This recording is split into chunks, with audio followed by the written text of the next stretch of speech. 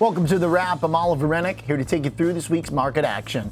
Stocks rallied before Friday's closing bell helped thrust the Dow to a fresh all-time high. The S&P 500 ended up on the week while the Russell was flat. Nasdaq lost 0.75%. As for sectors, financials rallied almost 3%. It was a big week for banks. Industrials, materials were also up. The market took a more cyclical turn. Value stocks did well. Tech was down around Nvidia, selling off the most, lower by 1.5% at the closing bell on Friday. Of course, playing an important role, to say the least, was Nvidia.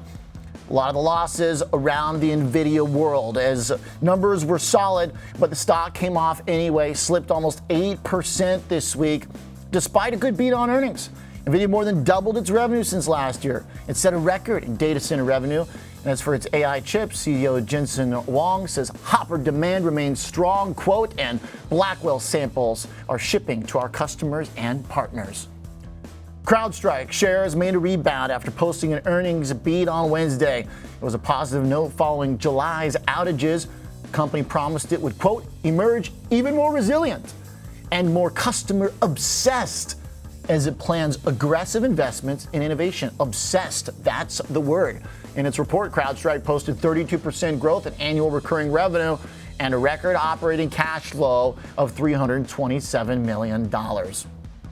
And don't forget, in the weight loss world, another week and another win. Eli Lilly scratched all-time highs after announcing it will sell a cheaper single-dose vial of its Zepbound weight loss drug due to popular demand.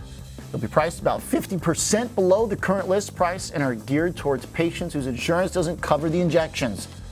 Shares for Hims and Hers, a competitor, of course, fell 12% on the week as competition in the space continues to heat up.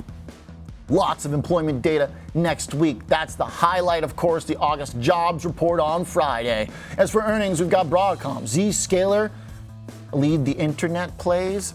We'll also get reports from Dick's, Dollar Tree, Casey's General Store, so some fun ones mixed in. That'll do it for The Wrap. I'm Oliver Renick. Remember to tune in 24/7 to schwabnetwork.com.